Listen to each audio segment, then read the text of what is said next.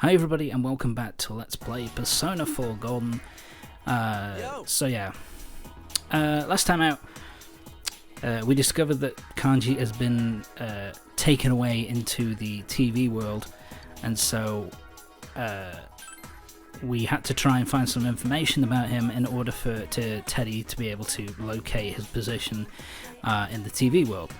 So that's what we're doing today. We're kind of finishing off that little section where we basically head off to try and find out all that we can about Kanji so we can find him. But so yeah, I think it's usually about a week after the test is done, you get the results posted in the hall. If you do well, basically all the people who you are currently in a social link with who are in the school will basically increase your social link will increase with them. So yeah, that's one reason why you want to do it. Another reason is because there's a couple of extra things that you can get from doing them. So for example, you go over to here and you go to speak to Miss Sofaway on the second floor, and she tells you, hey, you did really well, here's a little something in my collection. You get 3 chess keys from her. You also get something if you talk to what's her face? My brain's not working. Sorry. Basically, if you talk to Nanako and Dojima, they will also give you something if you do well in your exams. So yeah, it's always nice to see. So we're going to the Fox now to basically start our next Fox relationship quest. So you hand that in. So we're starting that off, and we'll do that later on. So we need to come to here to talk to the mysterious boy here, and basically he will tell us. He tells us basically that something seems to be bothering Kanji. That he told him outright that he did seem like an odd person. And that all of a sudden his expression changed all of a sudden. I was quite surprised. So yeah, he has some sort of complex of being considered odd or considered basically strange. So now that we know that, we have enough information to go talk to Teddy. So let's go find Teddy, and we'll go see if we can rescue Kanji. Okay, so yeah. So also from the second dungeon onwards, the fox will show up. Basically, he will now go into the TV world with us, and he will be basically in the entrance to the TV world every single time we go to a new dungeon. What the fox does is basically you pay him a certain amount of money, and he will fully and completely restore your SP. It makes going through the dungeons and trying to, complete the dungeons in one go. It makes it so much easier. And of course, the higher your social link rank with the fox, the less money you have to pay in order for him to heal you up. So, yeah, that's pretty much it, ladies and gentlemen. You just have to kick his ass. You basically, if you agree to take him in with you, and basically he will tell you about the world, and he'll basically help you out by restoring your SP whenever you need to. You basically just leave the dungeon, go back to the entrance, talk to the fox, give him the money they asked for, and boom, fully restored all your SP. Like I say, it makes trying to complete the dungeons as quickly as possible. It makes them, it makes them a hell of a lot fucking easier in order to, to complete the dungeons. So yeah, the fox is one of the reasons why the fox. You want to try and do as many of this. You want to try and increase his social link rank as much as you possibly can by the end of the game. There are others that you should maybe focus on more. especially if you know your party members who can fight. You should probably focus on them as well as Adachi and Marie for the best ending. But yeah, the fox is well up there with someone who you want to, you know, get their social link as high as possible. I think I found something. It feels like our target. Is this it?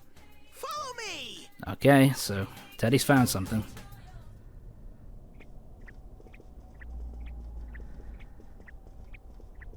So here we are. Teddy has discovered the entrance to Kanji's dungeon.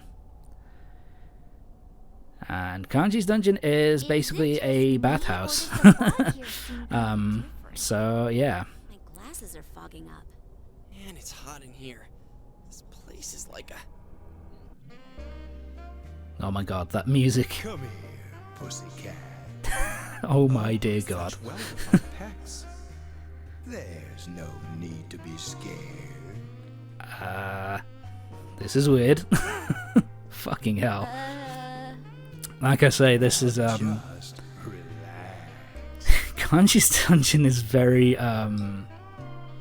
what's the word I'm looking for here? Wait a sec. I don't want to go. His dungeon is This Kanji couldn't really very stereotypical, and I think, you know, The nose knows. and you know, I don't think you'd really Really go get in away here? with being this kind of I can already feel the sweat stereotypical rolling and down my back. That's because blunt it's so hot. these days, but fucking hell. So yeah, we found Kanji's location. Now it's time to rescue him. I've already got all the shit that I need, so let's head straight in, shall we? So this is the bathhouse. So Yukiko's was a castle, Kanji's is a bathhouse. Yeah, and I actually really like the music of Kanji's dungeon. It's very much a kind of hard, hard dance music. I kind of like it. I smell Anyway, gelatinous. Beat them these up. guys are the bribed fuzz. The bribed fuzz, if I remember correctly, are weak to fire. But in all honesty, physical attacks do a pretty decent job of whittling them down. But we can show that off, and boom. And this is also the first dungeon where we can use Yukiko from the beginning of the dungeon all the way through. So yeah. Did I really talk? I can't remember if I talked about her a lot. But in terms of combat, Yukiko is really fucking powerful. She's super strong and does a lot of damage. It's a weak. The Atomic Basalt. They're incredibly resistant to physical, but they are weak against wind. So yeah, Yosuke is good for these guys. Enemies down. Time to do our all-out attack, which is the first time we can have 4 in an all-out attack. When you've got a full party, all-out attacks, unless you're significantly under-leveled, will pretty much destroy the boss, really. So it's no problem. I decided here to go for Sakimatama, the priestess, because I'm going to need a priestess arcana to